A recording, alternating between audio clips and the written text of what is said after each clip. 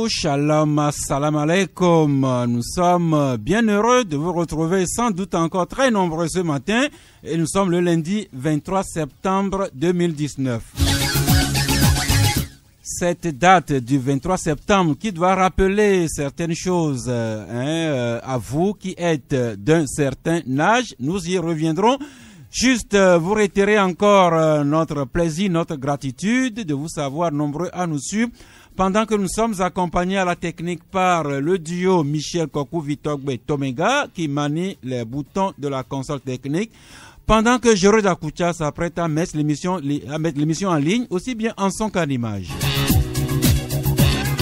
Cette émission, nous voudrions la dédicacer à la mémoire posthume de notre cher oncle, Valentin Do Avagana, qui vient de nous quitter, lui qui a travaillé à la voirie municipale de Lemay, qui est à la retraite.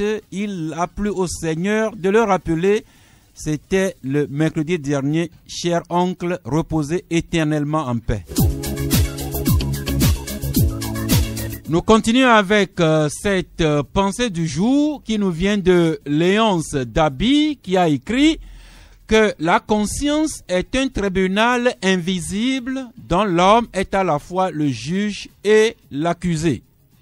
La conscience est un tribunal invisible dont l'homme est à la fois le juge et l'accusé. Didier Assogba, bonjour. Bonjour Sas, bonjour aux auditrices, auditeurs de Canal FM. Vous vous retrouvez un peu dans cette pensée de Léonce Dabi. La conscience est un tribunal invisible dont vous, Didier, vous êtes à la fois le juge et l'accusé. Oui, évidemment. La conscience, pour quelques initiés, savent bien que la conscience, c'est la voix de l'âme de l'homme. Et donc, tout ce que nous faisons, que ce soit dans le physique, nos actes et tout ça, est jugé par notre conscience, pour ne pas dire notre âme. Et donc, quand on parle de la conscience est celle-là qui enregistre tous les actes que nous posons et qui essaie de les décortiquer. Et donc, à ce tribunal-là de la conscience, en même temps, on trie les bons actes de côté et on met les mauvais de l'autre. Et tout ça se passe en l'intérieur de l'homme lui-même. Et l'homme se retrouve être au centre de ce jugement-là. Il est en même temps juge et partie. Et donc, la conscience, on va dire en quelque sorte, c'est le meilleur juge. Juger pour et juger contre, comme on dit souvent au tribunal, c'est de travailler à charge et à décharge, et l'homme saura finalement conclure ces actes qu'il pose, si ils sont bons, s'ils sont mauvais. Didier Assogba, l'apprenti philosophe de la conscience. Uriel Egnac, bonjour. Bonjour Sas, bonjour à toutes les auditrices, bonjour à tous les auditeurs de Canal FM. Cette pensée, elle est très belle à commenter. Si vous permettez, la conscience pour moi n'est pas loin de la raison. C'est cette faculté que Dieu a placée en nous et qui nous permet de choisir le vrai du faux, le mauvais du bon.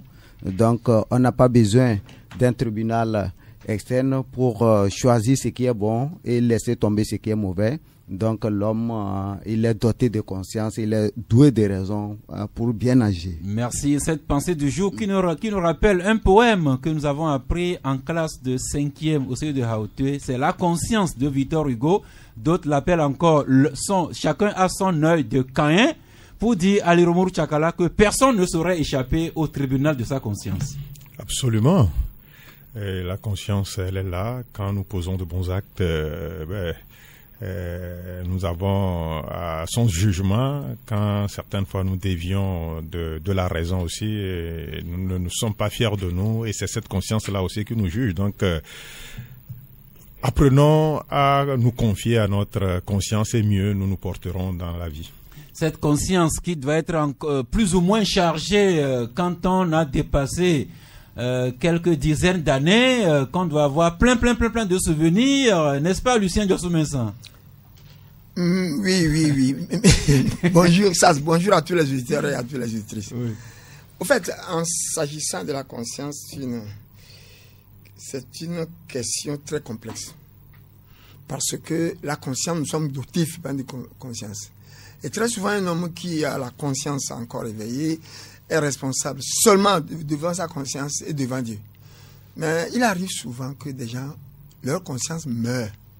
Et c'est ça que ces gens-là deviennent un danger pour la société. Prenez par exemple les djihadistes, qui trouvent qu'ils tuent parce que c'est bon. Et leur conscience ne leur reproche rien. Et puis, non, encore pire, ils peuvent vous mettre une bande d'explosifs sur un jeune homme, un enfant de 4 ans, et l'envoyer mourir. Ça ne les gêne pas. Donc ces gens-là, ils ont leur conscience qui est morte. Mais qu'est-ce qu'il faut faire pour préserver ça? Il faut qu'à chaque fois dans la vie, tous les jours, si nous arrive quelque chose de bien, si nous arrive quelque chose de mal, nous devons toujours réveiller notre conscience. Si nous ne la réveillons pas, elle peut mourir. Nous allons nous demander, mais au fait, qu'est-ce que j'ai fait? Quelle est ma part de ceci? Merci. Pour autant que la conscience vit toujours, cette conscience est le tribunal invisible dont nous sommes à la fois le juge et l'accusé.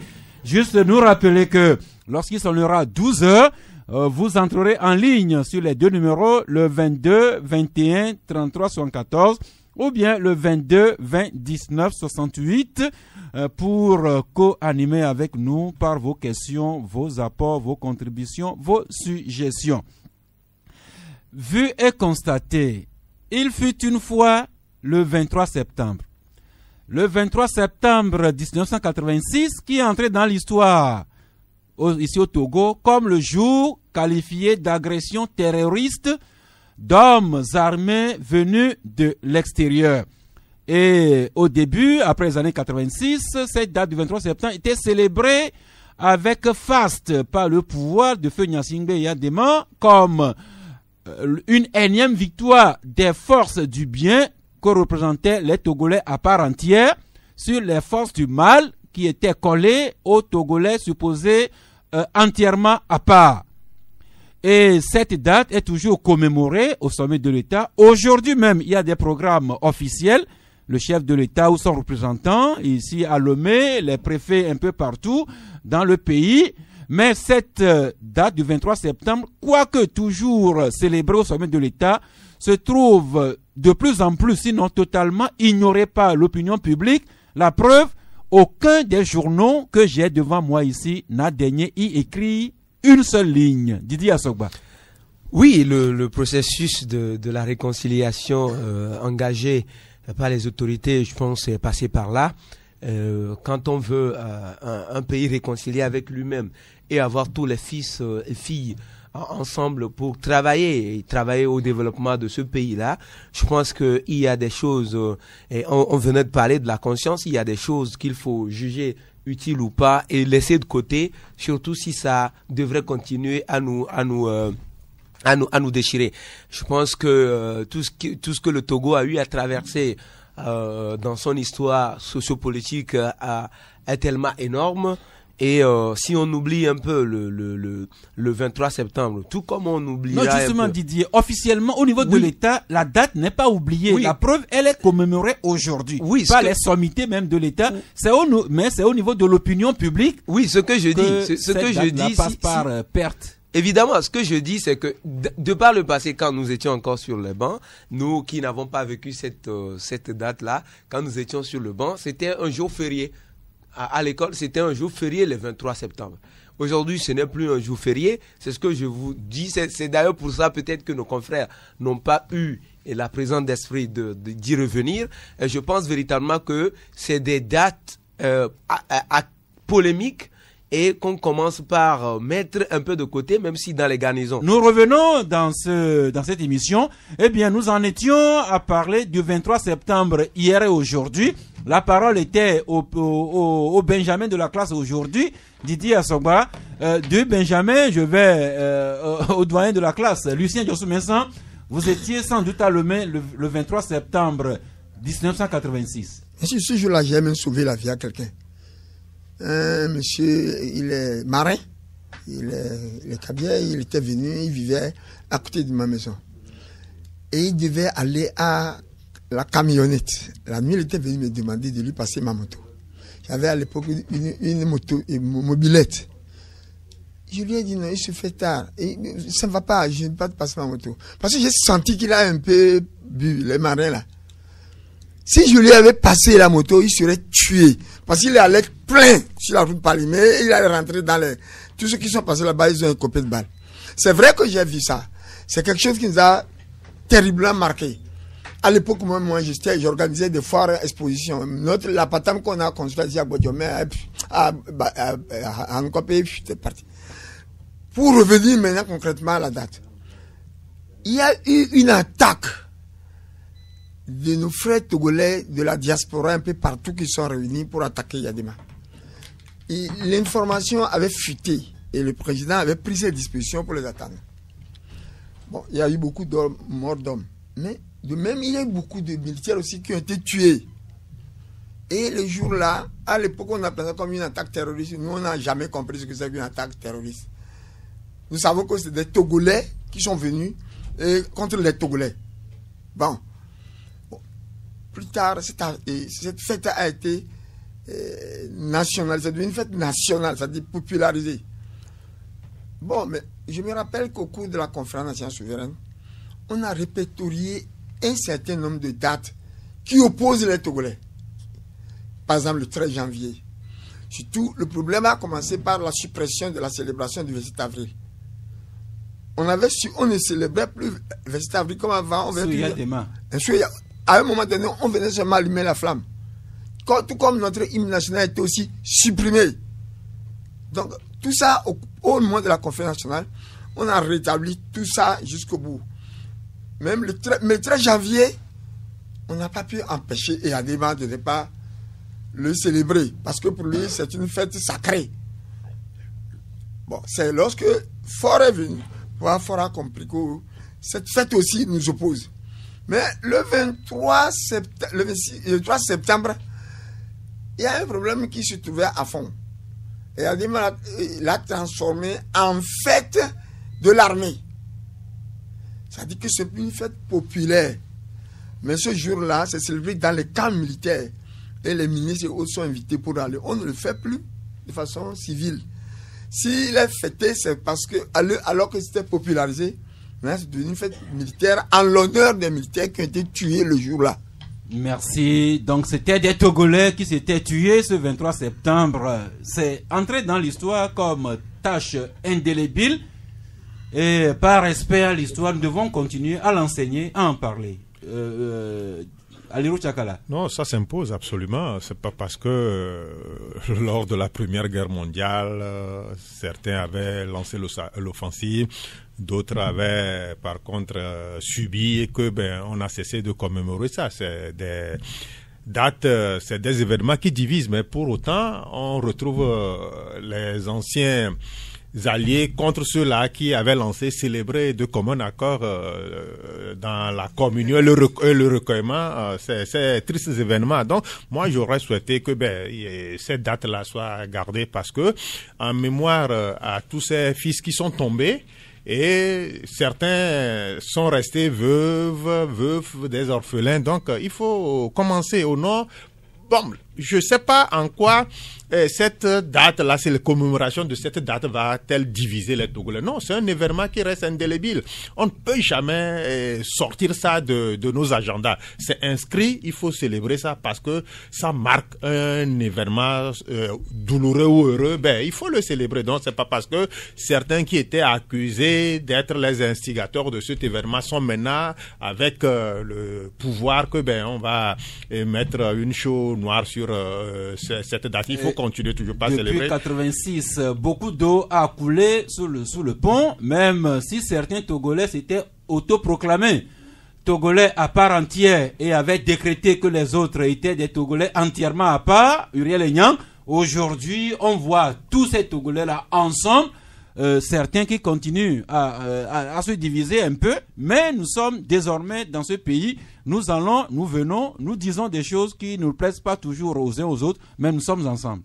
Nous sommes ensemble, je pense que c'est une date qui ne divise pas les Togolais aujourd'hui. Ça dépend de l'option de l'autorité par rapport à cette date. Moi, je ne parlerai pas en termes de fête, mais en termes de commémoration, parce qu'on connaît le contenu de l'événement. Si nous ne le disons pas ici, peut-être les auditeurs vont nous poser des questions. Qu'est-ce qui s'est passé? Chacun de nous peut donner son âge. Quand en 86, on sait ce que nous étions, tout petits, mais on connaît le contenu. Hier, moi, j'ai pris soin, puisque c'est la date de la veille du 23 septembre, j'ai pris soin de me renseigner à travers un ami colonel qui m'a retracé les faits. J'ai compris que effectivement beaucoup de choses s'étaient passées, mais ont été maîtrisées grâce à la constance et à la vigilance du feu général Eyadema, qui avait fait appel au président français François Mitterrand dans le temps, qui a envoyé des parachutistes commandos venus de la Centrafrique et du pays d'Omar Bongo, qui sont intervenus et ont contribué énormément à éteindre le feu. Voilà, donc c'est ce qui fait qu'aujourd'hui, si la fête ne met pas fin, n'arrête pas les activités en ce jour, je trouve que c'est normal. C'était une intervention militaire. On peut limiter la commémoration au niveau des forces armées et nous on continue notre boulot. Merci. C'est ainsi le 23 septembre et en 86, le pouvoir était détenu par feu le général Gnassingbé Eyadema avec et nous rappelions qu'à l'époque le Togo était dirigé par feu Gnassingbé Eyadema qui était à la tête d'un pouvoir que d'aucuns qualifiaient d'hégémonique avec le rassemblement du peuple togolais qui était parti État à l'époque. 33 ans après, à la tête du pays, c'est Faure Gnassingbé, cette fois-ci président du parti uni. Mais la question du pouvoir d'État, notamment de l'alternance, se pose avec acuité, d'autant plus que nous sommes à quelques mois de la prochaine élection présidentielle. Et à ce niveau, le confrère Libération titre aujourd'hui à la page 3 « Candidature du chef de l'État en 2020 et alternance politique souhaitée. Seul, écrit Libération, seul Faure Gnassingbé a le dernier mot. Le reste n'est que masturbation politique selon ce journal-là. » Autre journal, c'est Liberté, qui produit aujourd'hui, qui publie une tribune libre à la page 2 intitulée « 2020, comment gagner une élection perdue ». C'est une tribune du sieur Rajoul Mohamedou, « Comment gagner une élection perdue ». Aliru Tchakala, vous aussi vous intéressez à l'élection 2020 avec alternance ou pas. Et vous parlez aussi de l'éventuelle candidature de Faure Gnassingbé dans les rats unis et vous écrivez 2020 à uni, aucun plan en vue en dehors du président Faure Gnassingbé. Oui, absolument. Aujourd'hui, si on devrait organiser les primaires devant dégager celui-là qui va défendre les couleurs du parti uni, vous pensez que il y aura beaucoup qui vont se positionner? Je ne pense pas. Il n'y aurait pas ce téméraire-là qui va vouloir engager ce combat. Et au-delà de cela, vous savez, ça devient un peu plus persistant. Et depuis Paris, le ministre des Affaires étrangères avait déjà annoncé que Faure, le président, va se présenter et que la Constitution lui permet cela. Et il n'y a pas longtemps, il y a aussi le Premier ministre qui a dit que celui-là qui a même encore de sauvegarder certains acquis, c'est le président Faure. Et tout dernièrement, c'est le secrétaire exécutif du parti dont le président Faure est le président qui est sorti encore pour dire que d'ici peu, les militants vont porter Faure pour qu'ils défendent les couleurs de leur parti à la joute électorale de 2020. Donc, il ne fait plus l'ombre du doute que Faure ne se représente pas, même si le concerné même garde silence autour de sa candidature. Ce qui est sûr, les plans A jusqu'à Z au sein de UNIR vont se dérouler avec les plans. Tous ces plans-là vont avoir comme principal acteur le président Faure. Donc, il faut pas que nous nous leurrons. Il faudrait pas que nous cessions de voir la réalité en face.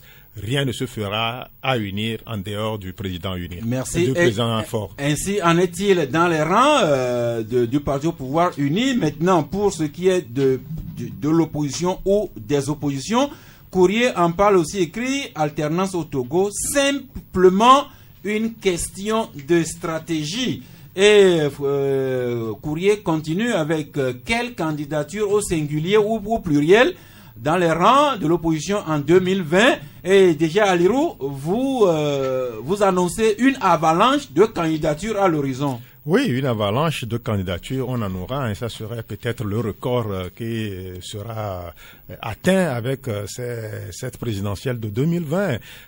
Aujourd'hui, si on ne se trompe pas, si les comptes sont bons, on peut dire qu'il y a déjà 4 candidats qui se sont signalés pour prendre part au départ de cette importante course. Mais les semaines à venir vont consacrer cette avalanche de candidatures auxquelles nous allons assister. Donc, il ne fait pas l'ombre du doute. Et on ne peut pas vouloir des choses leur contraire en même temps. Les gens ont voulu que il y ait le mode de scrutin à 2 tours. Les gens se sont donné les moyens pour y arriver. Et maintenant, s'il faut confiner les gens à la posture comme s'ils étaient dans le cas de la candidature unie, je ne trouve pas ça normal. Donc, les gens vont essayer de se donner le maximum de chances pour prendre part à la chose. Mais les intentions sont diverses. Si certains vont peut-être pour faire mouche, d'autres n'ont pas aussi cette intention-là d'aller pour peut-être remporter cette élection. Mais ils vont peut-être là-bas pour se jauger pas par rapport aux candidats du pouvoir, mais par rapport aux autres, aux autres de l'opposition, aux autres partis de l'opposition. Donc, les gens vont là-bas peut-être pour être le premier des recalés, le deuxième de recalés, avec tout ce que cela induit comme avantage que certains auront. Courrier qui annonce une avalanche de candidatures dans les rangs de l'opposition. On en connaît déjà 4. Peut-être que un 5e est déjà à l'horizon, puisque Nouvelle Opinion écrit présidentielle 2020.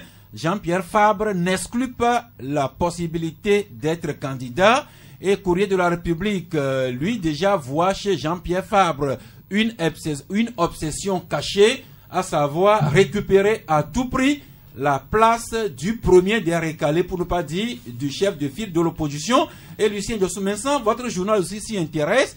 Vous écrivez Jean-Pierre Fabre, lui qui vient déjà d'être porté à la tête de la commune Lomé Golfe 4, probablement également à la candidature à la présidence. Et vous écrivez, Lucien, Jean-Pierre Fabre au pied du mur. Oui, moi je voudrais répondre tout de suite à la préoccupation des uns et des autres au sujet des présidentielles de 2020. 1. Dans notre pays, nous avons tendance à faire beaucoup d'amalgames. Parce que le mot alternance, il faut le dire clairement, a été galvaudé. Au décès du président Yadema, il y a eu changement d'homme. Fort n'est pas Yadema. C'est le régime qui a perpétué. L'homme qui était Yadema n'est pas fort. Donc, quand nous parlons de changement, il y a eu un changement d'homme après la mort de Yadema. Maintenant, quand on parle d'alternance, il faut le comprendre en termes du système qui a régenté. Or, même le système n'était pas le même, puisque le RPT était un parti unique, parti-État. Lorsque on réunissait le conseil national du RPT, comité central, il l'appelait. Comité central du RPT, dans tous les services dans l'administration, on ouvrait nos radios, on arrêtait. Parce que les grandes décisions du pays viennent des résultats du comité central. Le gouvernement était là que pour les appliquer. Donc il n'y a rien de comparable entre le RPT que nous avons connu et UNIR qui est là. Rien. Puisque depuis 1991, au sortir de la conférence nationale souveraine, il y a eu le multipartisme et aucun parti n'est plus dominant. Sauf que UNIR est au pouvoir, sauf que celui qui a créé UNIR est le fils de Yadema. C'est là où l'amalgame et la confusion perdurent. Mais justement, celui qui est au pouvoir, non seulement il est le fils de Yadema, mais avant de créer l'UNI, Faure était également le président du parti. Je n'ai pas refusé, mais il n'a pas mis longtemps pour comprendre qu'il ne peut pas gérer la machine. Il n'a pas mis très longtemps pour découvrir que la machine que ce père lui a léguée est une machine folle et qu'il faut la dissoudre. Il ne l'a pas fait par gaieté de cœur, puisque jusqu'à aujourd'hui, cette dissolution lui a créé des inimitiés. Bon, maintenant, je peux te dire que cette dissolution a été à la base de sa brouille avec Pacha et avec Boudjona. C'est déjà, Au Congrès, ils ont refusé qu'on ne veut pas dissoudre. Il a fallu que le président le dribble et le président a dit bon, maintenant, parce qu'en principe, quand il vient prononcer le discours, le chef de l'État vient, le président de ce parti prononcer le discours, il se retire. Et les gens vont. Cette fois-ci, il a dit, il ne se retire pas. Il ne veut pas finalement être mis en minorité. Il a présidé les travaux jusqu'à dissoudre. Donc, vous voyez, ça c'est exceptionnel. Aucune loi ne lui interdisait. Mais aujourd'hui, qu'avons-nous à dire? Tout à l'heure, vous avez parlé de Fabre. Oui. La question était posée la dernière fois à Fabre au cours d'une conférence de presse. Il a dit, il ne peut pas répondre. Mais si son parti porte le choix sur lui, il va y aller. Dans tous les pays au monde où on crée un parti politique, il est rare qu'un président ou un président du parti se lève et dise « Je serai prochainement candidat ». Même si tout le monde sait que c'est lui, il reviendra toujours au parti de l'investir parce que c'est ce que prévoit la Constitution. Bon, mais au code électoral, c'est ce qui prévoit. Maintenant, moi ce que je demande, Forat fait 3 mandats. Est-ce qu'aujourd'hui, concrètement, dans l'état actuel de la Constitution, il a le droit d'y aller? Si la loi ne le lui interdit pas, il lui appartient d'aller se poser devant le peuple. Puisque si un président ou n'importe qui, un chef de parti, veut agir en marge de la loi, moi je suis là pour le condamner. Merci. Maintenant, Fabre aussi, nous attendons que son parti se réunisse. Tous les autres, ceux qui déclarent d'avance qu'ils vont être candidats, j'ose comprendre qu'ils n'ont pas de parti. Il peut être des candidats libres ou des candidats autres. Mais ceux qui ont vraiment de parti, généralement, ils ne s'en viennent pas. La preuve est, je vais donner un exemple pour conclure. Oui. Tu as vu ce qui s'est passé au Parti Socialiste en France.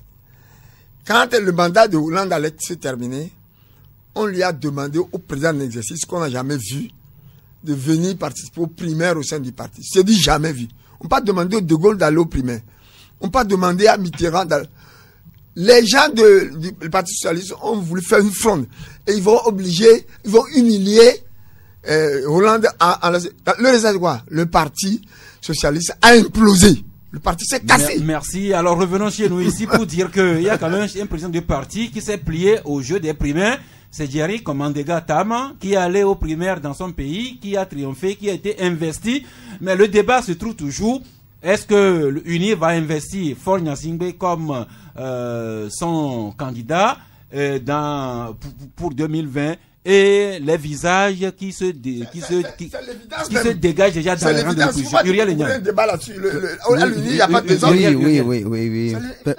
Franchement, c'est un sujet que nous ramenons sur ce plateau, mais à vrai dire, nous savons bien la date où on va inviter tous les partis politiques qui aspirent à diriger ce pays à aller déposer leur candidature. Actuellement, les débats que nous menons, comme d'habitude notre doyen Lucien Diosso le dit, soit nous sommes en train de motiver des gens à déposer leur candidature, soit nous sommes en train de décourager d'autres à ne pas déposer, soit nous sommes en train de. Sinon, ce que nous sommes en train de faire, franchement, c'est dans le vide. Les candidatures, nous ne pouvons rien dire ici. Attendons, le moment viendra. Ils vont déposer et nous allons commenter. Ce que nous sommes en train de dire, ça, je suis sincère là-dessus. Soit nous motivons des gens même qui avaient déjà démissionné à aller déposer, ou soit on est en train de décourager d'autres. Donc, on va espérer le moment. Merci. En fait, nous ne faisons que notre travail d'information au jour le jour. Didier Assogba, pour clore ce chapitre-là.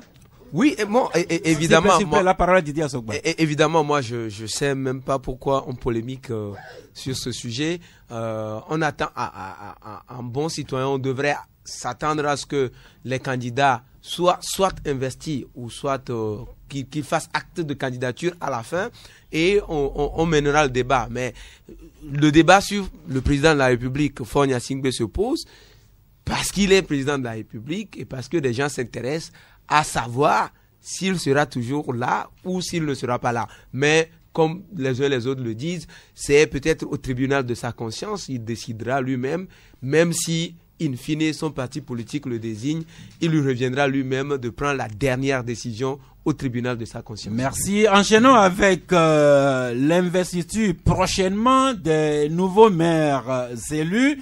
Liberté qui rappelle que on risque d'avoir de nouveaux maires qui vont se retrouver sans locaux, ce qu'un journal appelait des maires sans domicile fixe.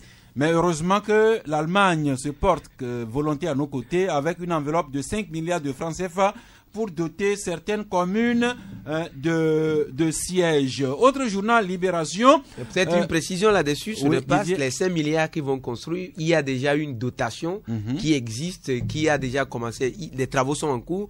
Pour ceux qui savent, au niveau de certaines mairies, il y a tellement des avancées au niveau de la construction des sièges des mairies. Maintenant, c'est une enveloppe supplémentaire que l'Allemagne accorde. Voilà. Pour continuer les travaux. Merci. Alors, autre confrère, Libération, qui fait zoom sur quelques maires qui suscitent déjà espoir des populations.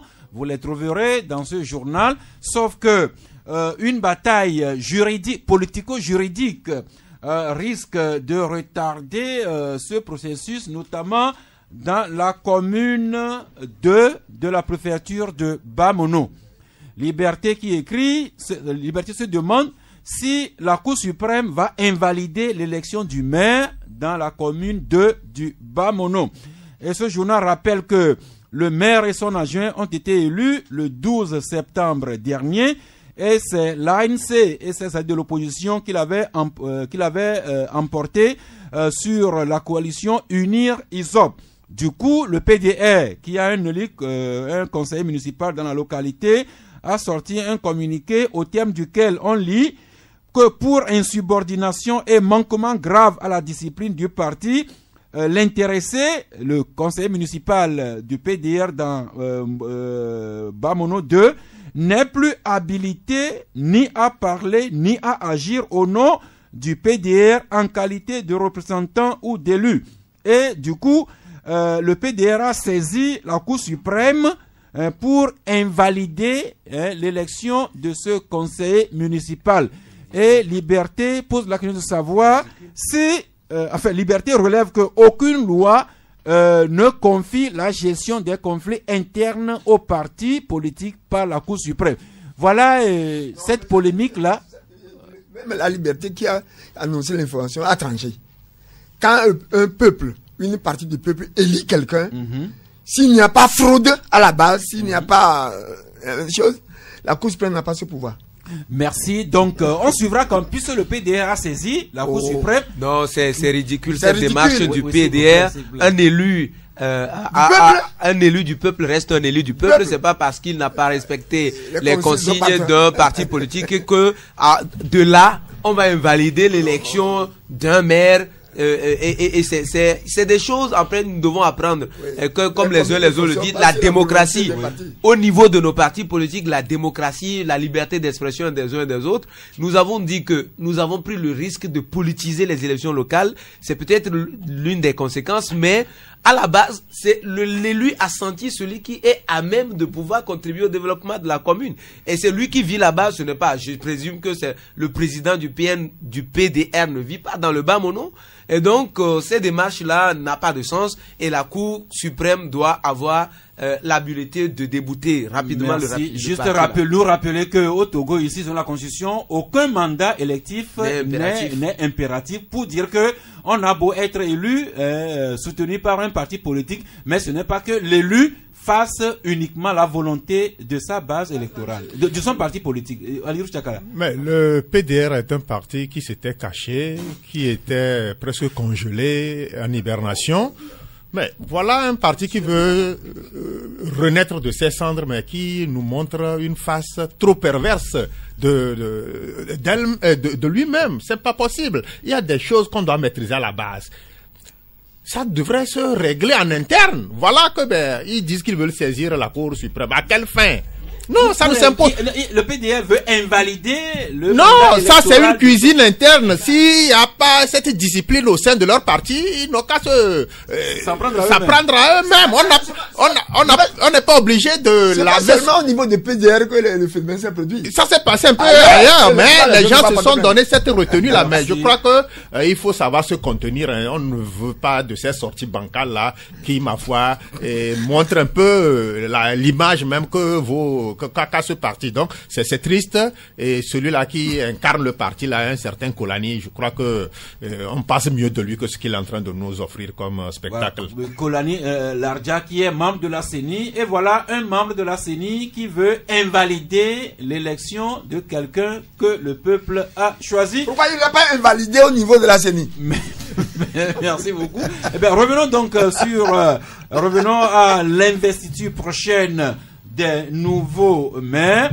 La semaine dernière, nous avons beaucoup commenté cette correspondance du ministre Paya de Waboukwesi qui avait écrit au préfet pour leur demander d'attendre que les procès-verbaux de l'élection des maires soient publiés au journal officiel, et lui-même donnera le feu vert. Et puis au Conseil des ministres tenu le mercredi dernier, le chef de l'État l'avait instamment exhorté à accélérer les choses. Et puis dans les jours qui ont suivi, on a appris cette autre correspondance que le même ministre Paya de Waboukwesi a adressée au préfet qui concerne les présidents sortants des délégations spéciales.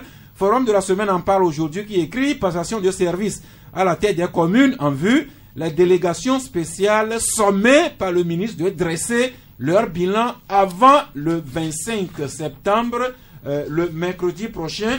Nouvelle Opinion aussi en parle, qui écrit que le ministre Boukwesi demande des comptes aux délégations spéciales. Avant les journaux, c'est votre dépêche que j'ai d'abord lu en premier. Didier Assogba, Togo Breaking News, qui s'est intéressé à cette adresse du ministre Boukwesi à l'endroit des présidents sortants des délégations spéciales. Oui, nous titrons hier des présidents de délégations spéciales pris de court panique, parce que c'est de cela qu'il s'agit actuellement au niveau de ces structures-là. Vous savez, des gens qui sont habitués... Qu'est-ce que le ministre demande aux présidents sortants? Bon, le ministre leur demande de préparer des comptes pour rendre à l'exécutif qui va faire son entrée.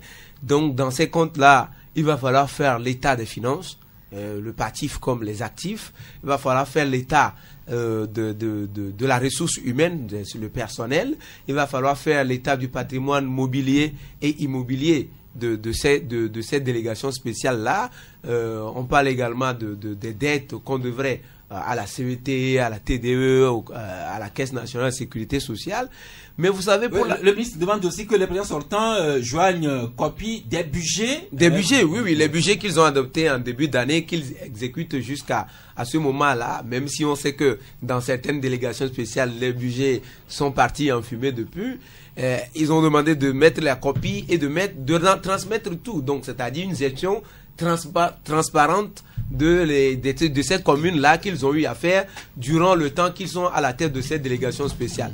Maintenant, vous imaginez que des gens qui sont là depuis de nombreuses années. Depuis 2001. Certains qui vont même plus au niveau des bureaux, qui se contentent juste d'aller à la caisse pour prendre de l'argent, et à qui on demande en l'espace de 3-4 jours de préparer des documents aussi techniques à transmettre aux maires élus qui viendront prendre, et les documents là doivent être prêts au plus tard le mercredi qui vient. Et des gens, c'est maintenant qu'ils sont venus au niveau de leur bureau et commencer par mettre la pression à un certain nombre de collaborateurs pour justifier tel, pour prouver tel, et pour apprêter les documents. Et le week-end, je vous jure, selon des informations et que nous avons eues de certains agents, le week-end là, on a vu des bureaux qui ont connu des activités pas possibles, et c'est rare, et c'est peut-être la première fois qu'on connaît au Togo des bureaux qui s'animent même les week-ends, juste pour pouvoir avoir les comptes, avoir des documents à jour et pouvoir les transmettre, et surtout se sauver la porte.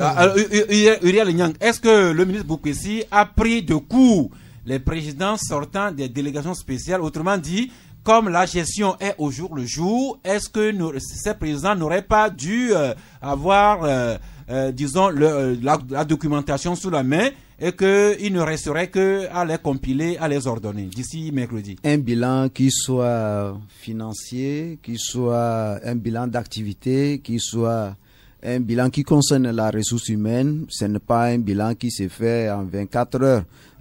Depuis 18 ans, ils sont là-bas. En principe, à la fin de chaque année, un bilan se fait. Et c'est le cumul, en réalité, si les bilans sont objectifs, c'est le cumul de ces bilans objectifs-là qu'il va falloir tout simplement réunir pour transmettre au ministre de l'administration territoriale si c'est lui qui en a besoin. Moi, je ne trouve pas ce qui met la pression sur eux, parce qu'actuellement, il y a des maires sortants qui se sentent à l'aise, qu'on a même invité de déposer leur candidature parce qu'on a trouvé en eux des rassembleurs, des gens d'idées, des gens qui assument leurs responsabilités professionnelles tout en gardant aussi les relations humaines. Je ne vais pas donner d'exemple ici, je peux donner parce qu'ils ont refusé de déposer. Si vous en êtes certain. Oui, tout à fait. Le maire de la ville d'Aného, par exemple. Le président de la délégation spéciale, pardon. Mais c'est des gens qui se sentent tellement à l'aise qu'ils n'ont pas peur de leur bilan. Il vous l'a confié? Mais si, oui, j'ai échangé avec lui il y a 2 semaines de cela. Je trouve que c'est normal que les gens paniquent. Beaucoup vont paniquer, peut-être plus de 80% vont paniquer parce qu'on sait un peu comment ils ont géré ces délégations spéciales-là. Et c'est l'heure de rendre les comptes. Si ça dépasse, si le ministre trouve que la machine ne fonctionne pas très vite, il y a des commissions qui sont mises par-ci par-là au Togo maintenant. Il y a l'inspection de contrôle, il y a la Halpucia, tout ça là. On n'a qu'à les mettre derrière eux parce qu'il y a des milliards qui sont partis. On attend d'ici mercredi. C'est que nous avons tendance, quand on fait ce genre de débat, à aller sur le terrain qu'il ne fallait pas. D'abord, je regrette, mais mon petit frère ne connaît pas ma préfecture mieux que moi. Les lacs. Il ne connaît pas ça. Moi, j'ai même déjà écrit des articles sur les malversations de Haïvi. Le président de l'administration. Bien sûr, je le dis, quand il m'a appelé pour demander pardon. Donc, ne parlez pas comme ça. Il n'est pas à l'aise. Laisse tomber là. Parce que laissons tomber. Il faut être aussi affirmatif. Okay. Hein. Revenons sur l'exhortation du ministre Boukouessi. Je ne veux pas revenir sur le passé. Mais, de grâce, nous sommes des journalistes. Oui. Il ne faut pas aller sur le terrain. C'est cette correspondance du ministre qui demande au président sortant. Je vais te répondre à ça. Oui, répondez-moi à ça. Le ministre est dans son rôle. On a annoncé des élections locales. Et les chefs de délégation nommés par l'État, le gouvernement, savent que c'est pour les remplacer. Les gens ont déposé leur candidature. On a battu campagne. On a fini l'élection. Maintenant, après, on veut nommer les maires. On a élu. Pardon. On a élu les maires. Les termes ont leur importance. Non, parce que après c'est une élection, alors ça c'est bon. On l'a élu. On les a élus, on a élu les maires. On a élu les maires parce qu'il y a eu beaucoup d'arrangements. C'est normal d'ailleurs comme ça la démocratie. Mais si je suis à la place de chef de délégation spéciale, j'aurai mon dossier sous la main. Parce que c'est que je suis partant. Il n'y a plus rien à faire. Tu sais, dès le départ que tu dois partir. Si tu es dans un service, concernant le décret ou un arrêté que tu as affecté, tu n'attends pas le jour de la passation de service pour quelqu'un te donne l'ordre de faire. Tu es prêt tout pour faire la passation. Moi aussi, je l'ai toujours répété, je suis adjuratif de formation. Comment ça se fait? Donc, si avant, il n'est pas l'habitude dans l'exécution de leur budget, comme vient de le dire Roger, d'apprêter leur bilan, tu l'as dit, le ministre est dans son rôle. Si je suis à la place du ministre, je demanderai ça le même jour. Et puis pour ajouter une information importante, vous savez que des gens, des présidents de délégations spéciales ont procédé à de nouvelles nominations de collaborateurs seulement il y a 10 jours. Vous comprenez, des gens qui agissent comme ça. Vous savez, il y a 10 jours, l'élection des maires avait été annoncée. Mais c'est cette période-là que des présidents de délégations spéciales ont choisi pour nommer encore des gens qui doivent faire partie des fonctionnaires de l'exécutif local. Nous savons pourquoi. Donc c'est pour dire, voilà, on sait pourquoi. Voilà comment... Alors voilà la pression administrative que Paya Boukouessi met sur le président sortant. Non, cela tu as utilisé vicieux. La pression administrative. Non, cela ne relève d'aucune pression il administrative. Il est dans son rôle. S'il vous plaît. Non, là, on peut accepter des termes comme ça. Ok. De Tchakala. Non, Paya Boukouessi est dans son rôle. Voilà. Oui, cela ne relève d'aucune pression administrative, hein, parce que ceux-là, les présidents de délégation spéciale sortants, savent qu'ils doivent passer la main. Eh bien, on ne va pas passer la main comme ça en ne faisant pas un état des lieux de tout ce qu'il y a. Donc, il faut aujourd'hui que tous les documents soient sous la main et qu'ils soient transmis à qui de droit pour voir dans quelles conditions les maires élus vont aborder leur travail, leur mandat. Donc, c'est de l'ordre normal des choses. Ceux-là qui ont passé des nuits à arranger les pièces là, c'est qu'ils l'ont voulu. Ça veut dire qu'ils étaient désordonnés et ils géraient leurs charges comme si c'était des épiceries de famille. Sinon, si on était ordonné, à chaque fin de session, on a les documents qu'il faut et il faut maintenant faire le cumul de tous ces documents et là, on présente ça au ministre. Donc, ils n'ont aucune pression, c'est de l'ordre normal des choses. Ils savent qu'ils devraient faire un état des lieux de l'existence de ce qui n'existe pour que la main puisse être passée aux nouveaux. Là, parce que les nouveaux auront des comptes à rendre, mais il faudrait pas que ceux-ci aussi mettent la pression sur ceux-là qui, à un moment, n'ont pas eu l'état des lieux et prendre les choses. Donc, pas de PC ne met aucune pression sur qui que ce soit, c'est de l'ordre normal des choses. Il y a un auditeur qui souhaite vivement que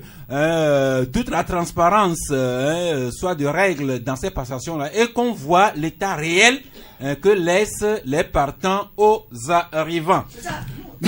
Oui, Uriel? Ce que nous sommes en train de dire, les maires sortants, les mairies actuelles, pratiquement c'est le nombre de préfectures.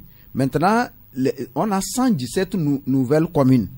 Vous voyez que ce bilan-là, le bilan d'une mairie prendra en compte peut-être 10 nouvelles mairies. Donc si ça se dépose comme ça, franchement, c'est un peu compliqué. Okay. Commençons par avoir une idée nette de la situation que font les partants et nous verrons comment cela va se répartir sur les différentes communes de chacune des préfectures. Nous allons terminer avec des gens sur qui nous avons mis pression ici le vendredi au Club de la Presse. Il s'agit des éperviers locaux. Vous savez, qui jouaient le deuxième tour du championnat d'Afrique des Nations, le CHAN. Et vendredi, avec les confrères, nous avons médiatiquement mis la pression sur les éperviers locaux parce qu'ils jouaient contre les Super Eagles du Nigeria. Eh bien, les éperviers locaux ont supporté admirablement cette pression.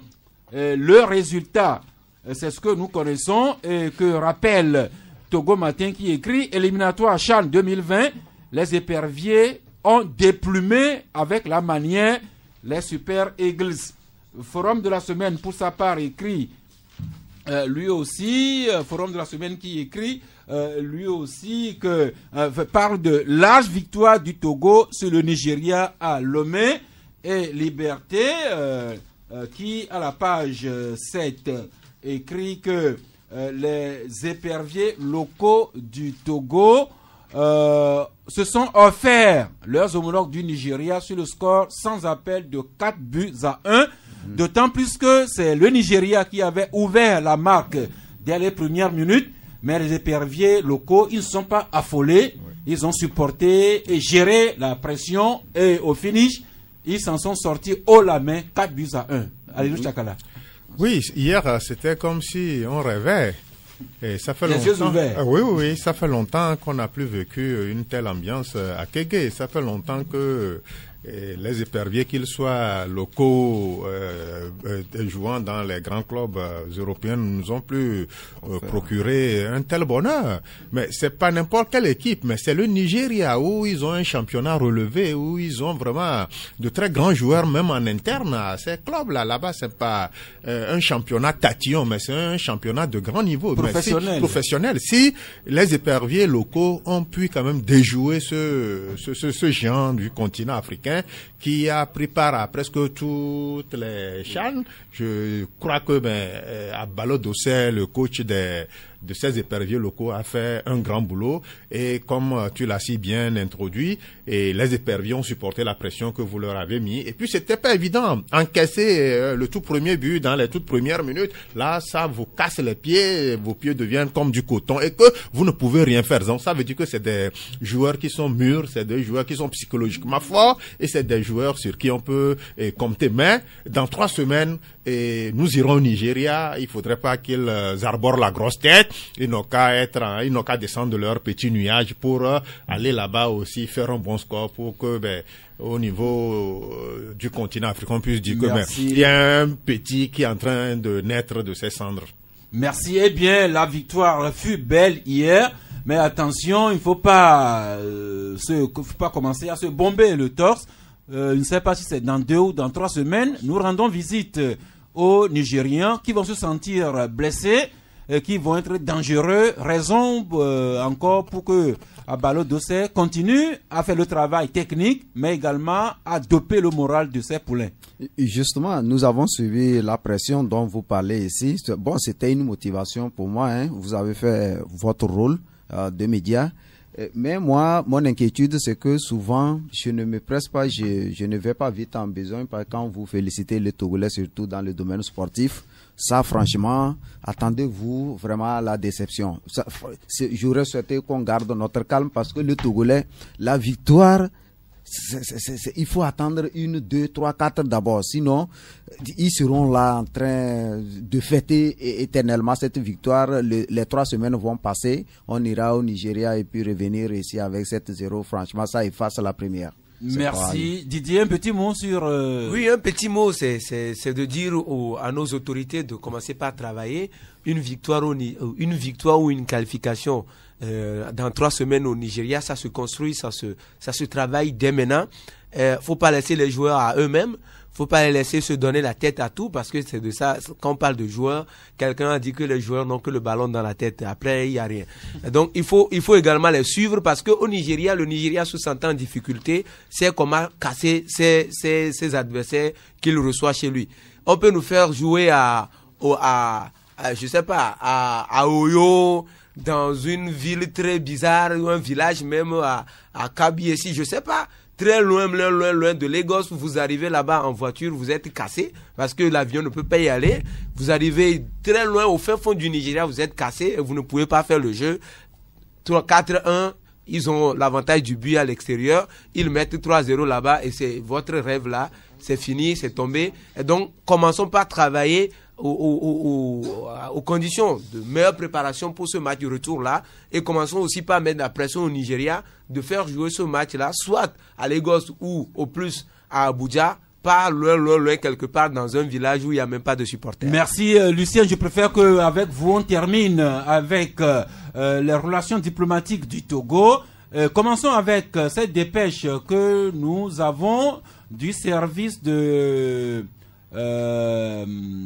la communication de la présidente de la République qui nous informe que le chef de l'État, Faure Gnassingbé, participe à la 74e session des Nations Unies à New York. Donc il y a un sommet aujourd'hui sur le climat. Après, ça va s'enchaîner avec l'Assemblée générale des Nations Unies. Toujours sur le chef de l'État, Forum de la semaine, nous publie cette autre dépêche. Faure Gnassingbé attendu prochainement à Alger. Le ministre des Affaires étrangères y était il y a quelques jours. Protocole d'accord et il a été convenu que par voie diplomatique, Faure Gnassingbé se rendrait en Algérie. Toujours diplomatie avec entre le Togo et ses partenaires. Lucien, vous revenez avec votre journal sur les relations entre le Togo et la Russie. Il y a quelques jours, vous vous étiez intéressé, vous revenez là-dessus, le chemin de l'hégémonie, les Russes toujours à l'affût, tentative de conquête en Afrique. Vous trouvez chez les Russes un jeu subtil et complexe. C'est simple. Quand le président centrafricain était la dernière fois, nous avons dit écrit juste un article sur le sujet.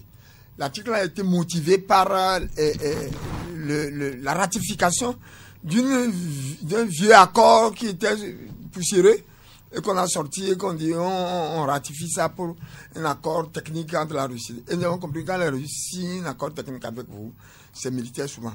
Bon. Maintenant, nous avons écrit là-dessus. Ils n'ont pas besoin de revenir toujours là-dessus.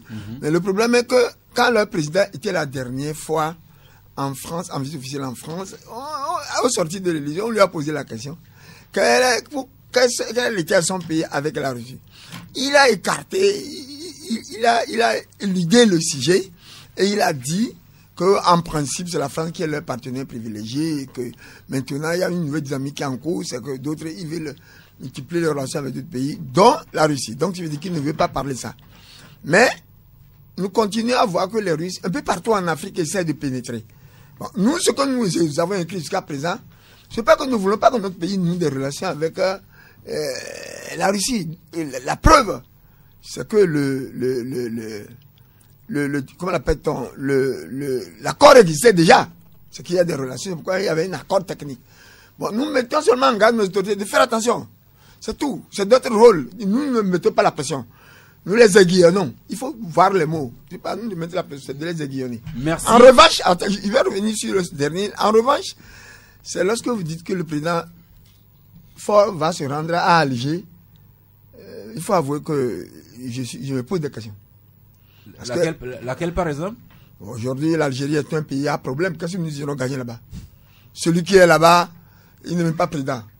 Et eux-mêmes ne se retrouvent pas. Il assure un intérim et il est ouvertement contesté par les manifestants. Mais les gens sont dans la rue, c'est plus une trentaine de semaines et tu veux que notre président ait fait quoi qu'est-ce qu'il va acheter dans cette galère? De toute façon, il a ses raisons, mais on ne finira pas savoir. Merci beaucoup. Il est 12 heures par discipline. Nous suspendons nos échanges ici, nous soufflons un peu et nous nous ouvrons sur vous. Vous composez le 22 21 33 74 ou bien le 22 20 19 68 et vous intervenez sur l'un ou l'autre sujet débattu aujourd'hui. 93.5 Canal FM. Rebonjour à vous. Juste rappeler que nous avons rappelé aujourd'hui le 23 septembre. Nous sommes revenus également sur la problématique de l'élection 2020 dans le camp du pouvoir que de l'opposition ou des oppositions. Nous avons également parlé de l'investiture prochainement des nouveaux maires. Et nous avons fini par le match que le Togo a remporté sur le Nigeria et également quelques dépêches diplomatiques. La parole est à vous à présent. Bonjour. Bonjour. Oui, c'est monsieur? Monsieur Ali. Monsieur Ali. Oui. Oui, nous vous écoutons. Bon, il y a, concernant le 23 septembre là, oui. Il y a l'un de vos collègues, il a fait l'histoire, mais il n'a pas achevé son histoire. Parce que il a parlé que pour le Togo, c'est entre les Togolais. Je pense qu'au Nigeria, Boko Haram là, c'est entre les Nigériens, mais on l'appelle les terroristes. Au Burkina, c'est entre les Burkinabés, mais on l'appelle les terroristes. Au Niger, au Mali, c'est entre les Maliens, entre les Nigériens, mais on l'appelle les terroristes. Bon, qui était les Togolais qui étaient venus attaquer le pays, qui était leur chef? Il n'a qu'à faire déjà que les enfants entendent bien. Pourquoi on connaît qui était leur chef? Leur chef, il n'a qu'à citer le nom. Moi, je n'ai pas cité toutes les personnes qui sont venues attaquer le Togo. Les Togolais sont venus attaquer les Togolais pour les tuer. Il n'a qu'à citer le chef qui était au bord, qui était chef des rebelles, chef des Togolais qui était venu attaquer aux Togolais. Ma première question à lui, ça. Merci. Ma deuxième préoccupation est que ce que vos collègues ont parlé concernant, vous parlez concernant beaucoup à la candidature. Tantôt, vos paroles, là, ça décourage d'autres personnes. Tantôt, moi, je vais vous dire, du moment où le ministre des Affaires étrangères a dit que fera leur candidat, le Premier ministre, il est militant du premier R, il dit fera candidat. Certains militants du premier R, il fera candidat. Je ne sais pas, vous voulez décourager, faut bien vous ne faites. Donc, ça là, moi, je vais vous dire, s'il te plaît, mes chers amis, c'est lundi, moi, je suis un croyant, fera candidat. Il vous l'a dit. Est-ce que Faure lui-même s'est prononcé? Non, ça, vous ne pouvez pas dire. Faut dire qu'un chef là, on parle à son nom. Merci. Merci Ali. Le troisième point dit vos collègues de l'opposition, c'est qu'ils ne sont pas prêts. Ils n'ont qu'à s'arranger. Si eux tout être candidats, ils n'ont qu'à pour voir Après, voilà, qui est militant, qui peut suivre, on va merci, la merci Ali, merci de faire bref. Lucien, vous lui répondez succinctement? Oui, je vais lui répondre sur le problème du terrorisme. Le mot terrorisme, c'est, je l'ai dit ici la dernière fois, que c'est pas une invention africaine, que c'est à partir des années où la bande à Bader ou les brigades rouges ont commencé à attaquer. Et il faut dire qu'à partir de ce moment-là, c'est vrai que c'est les autochtones qui attaquent les autochtones, on les appelait les terroristes. Bon, mais le débat ne doit pas se situer là-bas. S'il connaît celui qu'on appelle Sancho, celui qui a dirigé l'attaque du 26... Ama Yahi dit Sancho. Est-ce qu'il le connaissait, celui qui pose la question? Moi, je sais celui qui est le patron. On ne s'était pas caché, c'était officiel. Mais nous sommes dans une phase de réconciliation. Pas mettre le couteau dans la plaie. Merci. Attends, c'est pas parce qu'il sait que c'est celui qui... C'est pas parce qu'il a vu le conseil, celui qui a commandé cette affaire-là à côté du président qui m'oblige à donner son nom. Lui-même n'a qu'à donner. Merci beaucoup. Nous passons à l'auditeur suivant. Bonjour. Oui, bonjour. Oui, c'est monsieur? C'est monsieur Sauvé. Sauvé. Sauvé. Sauvé. Oui. Ok, nous vous écoutons. Je vous appelle depuis Agoué. Oui. Et je voudrais vous parler de la rentrée scolaire qui a très mal commencé chez nous à Agoué. Nous n'avons pas traité de la rentrée aujourd'hui. Mais allez-y quand même rapidement, s'il vous plaît. Ah oui, puisque c'est la période chez nous à Agoué, Sogo-Sito, à l'école primaire publique de Agoué. Malgré qu'on ait dit que l'école primaire et la maternelle sont gratuites, ces deux écoles sont très chèrement payantes chez nous à Sogo-Sito. La maternelle, c'est 15 000 francs, je vous dis. Et puis le primaire, c'est 11 000 francs qu'on nous a demandé de payer. Ça fait que certains, ceux-là qui n'ont pas au moins la moitié, sont renvoyés. Oui. Ce matin, j'étais encore à l'école. Notre ami est parti, mais on a compris l'essentiel. Tchakala, depuis quelques années, le gouvernement a décrété la maternelle et l'école primaire gratuite. Mais vous avez écouté l'auditeur qui nous dit que chez lui, à Sogo-Sito, la maternelle est payante à 15 000 et le primaire à 11 000. Non, c'est un cas. Il va falloir que les autorités fassent un petit tour là-bas pour voir pourquoi le responsable... Qu'a saisi les autorités? Oh oui, je dis, les autorités n'ont qu'à faire un tour là-bas pour voir pourquoi c'est institué, alors qu'au niveau du sommet, on a décrété que la gratuité doit prendre en compte la maternelle et le primaire. Donc, il n'a qu'à... L'école primaire publique, l'école publique de Sogo-Sito, l'inspection et le ministère devraient s'y intéresser. Nous passons à l'auditeur suivant. Bonjour. Bonjour, monsieur Sass. Oui. C'est M. Kokou de Piragouin. Kokou, nous vous écoutons. Je salue le plateau. Nous vous saluons en retour. Concernant la candidature de M. Fogna Singbe, vous êtes journaliste, vous vous rappelez quand le chef de l'État a déclaré sur les chaînes internationales, on l'avait demandé combien de mandats faut-il à un président le plus pour bien faire le travail et s'en aller. Oui. Il a dit au plus 3 mandats. Si on s'en tient à cette phrase du chef de l'État, est-ce qu'au jour d'aujourd'hui, avec le proverbe la conscience, moi j'ai eu à lire dans une histoire, dans un livre, la conscience est la science qui permet, est la science de l'intelligence qui permet à l'homme de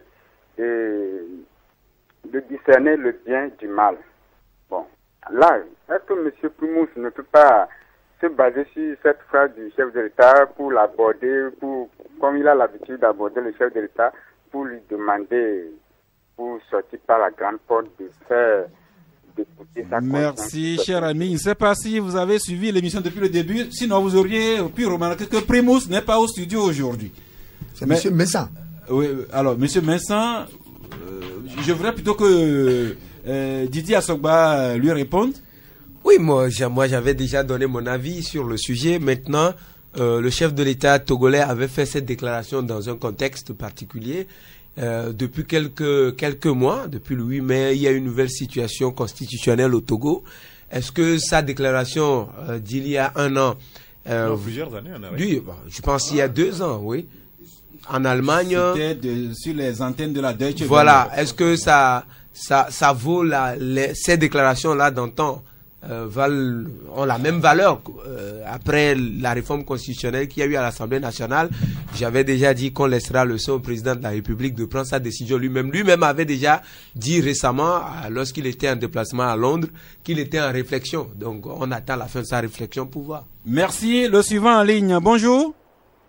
Bonjour, Canada FM. Oui. C'est Richard depuis le Danemark. Notre ami de Copenhague. Oui, monsieur. Oui, nous vous suivons.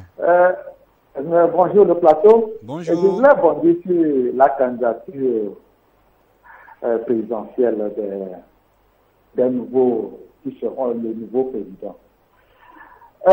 Je dirais, le Togo a une histoire qu'il faut prendre à partir des années 60 jusqu'à ce que Gnassingbé Adema vienne au pouvoir. Il y a toute une histoire qui a été faite. Et Adema n'a jamais voulu être un président de la République. Je dirais que c'est le destin. Et je demanderai aux Togolais d'aller lire l'histoire. Bon, par rapport à la candidature de Paul Gnassingbé, vous voyez, le Togo, je dirais le Togo est un bon élève en matière de la démocratie.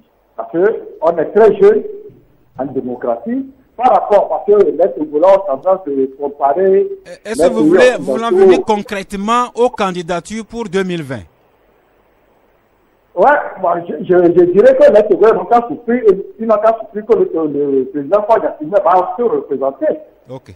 Je ne vois pas aucun texte qui lui dirait de ne pas se représenter à la présidentielle. Je demanderai à l'opposition d'aller prendre une école de gouvernance, pas en devenant des maires. Par là, ils vont apprendre comment diriger un pays. Merci, merci. Notre ami de Copenhague qui a répondu à celui qui l'avait précédé. J'ai dit, hein. Oui, Lucien. Il ne servirait à rien pour que nous, les journalistes, nous passions notre temps à ressasser les mêmes sujets qui n'aboutiront à rien. Nous avons bien détaillé ici que dans tous les pays, les chefs d'État ou bien les candidats sont choisis par les partis, sauf si c'est des gens indépendants. Mais si c'est indépendant, il doit rassembler ce nombre de signatures. Bon, en l'espèce, depuis le premier jour que Foll est devenu président, il y a des gens qui sont viscéralement contre parce que son père était président. Et ils n'ont jamais démordu jusqu'à présent. Donc, je ne vais pas revenir sur un sujet récurrent. Eh bien, n'y revenez pas. Par contre, nous passons à l'auditeur suivant. Bonjour. Bonjour. Oui, c'est monsieur Akadjao. Akadjao, Patrick Sizing. Oui. Nous vous suivons. J'ai 2 points là. Plus, je voudrais commenter votre conscience et les thèmes du jour. Donc, le premier point, monsieur Ali Roula a su le dire. Le 23 septembre, au fait, on pouvait annuler le 13 janvier, comme le chef de l'État a su le faire pour qu'il y ait la réconciliation. Mais pour le 23 septembre, il faudrait que ça soit une fête nationale. Il faudrait le marquer.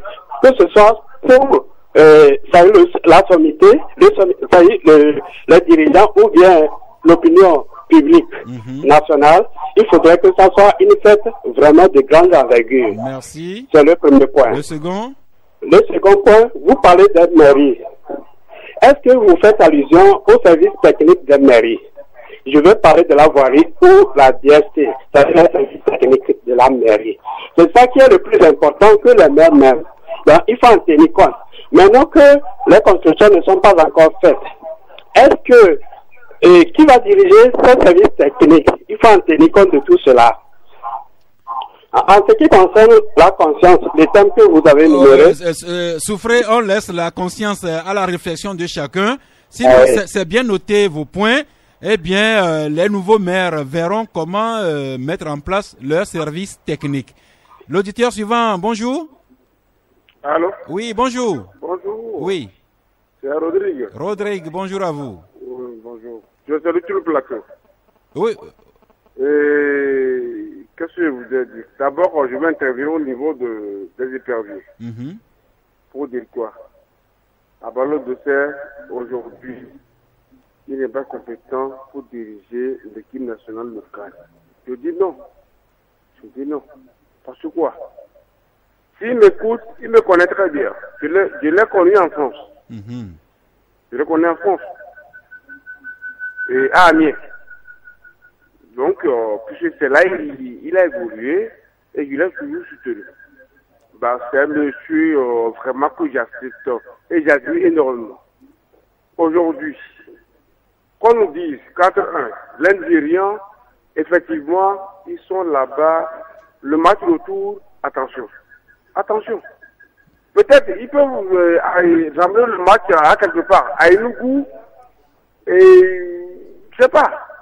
Ils ont, ces Nigériens-là, ils ont toujours le malheur de faire. Ils sont comme les Maghrébins. Ils sont comme les Maghrébins. Secondo, je voudrais dire quoi? Au niveau de la politique. Monsieur Jass, oui. Je vous ai toujours dit, qui nous laisse tranquille. C'est pour là qui nous laisse tranquille. Le Togolais a besoin de quoi? D'avoir juste $1 pour manger la journée, dans la journée. Nous sommes dans la zone CFA, s'il vous plaît. Ah ben, je suis d'accord. Mais c'est pas normal. Ils ont les enfants où? Merci, en Richard. Richard, non, c'est Richard, non? Rodrigue, je pense que vous avez dit l'essentiel. Et comme vous êtes généreux, vous allez laisser la place à ceux qui sont en ligne. Allô? Oui, bonjour à vous. Oh, bonjour. Oui. C'est M. Ali. Monsieur Ali. Je vais répondre à votre collègue là. Vous ne faites savoir que, hein? Oui. Amayayi, du Chancho, il était financé par J.Christ Olympio. J.Christ Olympio, même s'il a pas le fils de Yadema, il n'a jamais dit que Yadema n'a pas tué son papa. Même jusqu'à présent, ça n'a pas conseil de Yadema qui a tué son papa. C'est pas tous les Togolais, c'est juste l'autre qui était financé par Ayama. À ce que J.Christ n'a pas, Dama qui dirigeait le combat. Merci. Donc il était financé par J.Christ Olympio. Parce que J.Christ Olympio l'a déjà fini, qu'il est venu. Il n'a pas un franc, mais il est venu. Monsieur Ali, ce que tu dis t'engage. Monsieur Ali. Moi, tu as donné le nom, c'est pas à moi de donner le nom. Merci, Monsieur Ali. Juste nous rappeler que nous sortons d'une période difficile. Ouais. Nous aspirons à aller sur un terrain plus tranquille. Voilà. Mettons-nous dans cet état d'esprit. Tu parles comme un chauffeur qui conduit les arrivées sur le rétroviseur. Je crois véritablement que je suis le seul à avoir raison dans ce studio. Je crois que Ford ne sur savait cette pas. affaire. S'il vous plaît. J'ai dit, mettons de côté les choses qui nous divisent, quitte à commémorer le 23 septembre dans les garnisons, mais en faire une fête nationale, ça va continuer à diviser les gens. Vous avez vu oui, d'autres Togolais sont morts, merci. Tout comme le 23 janvier, d'autres Togolais sont morts, certains sont d'accord, certains ne sont pas d'accord, qui a fait quoi, qui n'est pas fait quoi. Il y a un auditeur qui attend en ligne. Bonjour. Bonjour, Canal FM. Oui, bonjour à vous. Bonjour, Monsieur Sass. Oui. Et je veux dire spécialement longue vie à Monsieur Lucien Jossou-Vincent, longue vie à ce monsieur-là, parce que lorsqu'il est sur le plateau, premièrement, je suis enrichi, et deuxièmement, je suis très content, parce que c'est quelqu'un qui n'a pas foi aux yeux, et c'est quelqu'un qui dit la vérité. Sauf que j'ai beaucoup de difficultés à le maîtriser. Non, oui, c'est comme ça, je l'adore, je l'aime comme ça. Okay. Longue vie à lui, et longue vie à tout le monde sur le plateau. Merci. Merci et bonne émission à vous. Je vous en prie. Si on félicite Lucien, s'il va encore dans plus d'élan, je vais devoir manger des lions aussi pour le contrôler. Bonjour l'auditeur en ligne. Bonjour Monsieur Georges. Oui. Je crois que tout ce qu'on veut dans ce pays, c'est avoir une élection libre et transparente. Et on verra qui sera le plus fort. Oui. Donc, laissez les opposants, laissez unis décider de qui sera le candidat. Secondo, Monsieur Sass, vous êtes le modérateur. Comme l'autre a dit, M. Jossou a son opinion, mais qu'il ne prend pas la parole quand on ne la donne pas. Merci beaucoup. Quant à M. Ali, il n'a qu'à aller chercher du travail à la présidence. Merci. Vous savez, moi j'ai mon Lucien Jossou Vincent ici, mais sur RFI, nos confrères ont certains Rémi Ngono qu'ils ont également tout autant de mal à maîtriser. 93.5 Canal FM.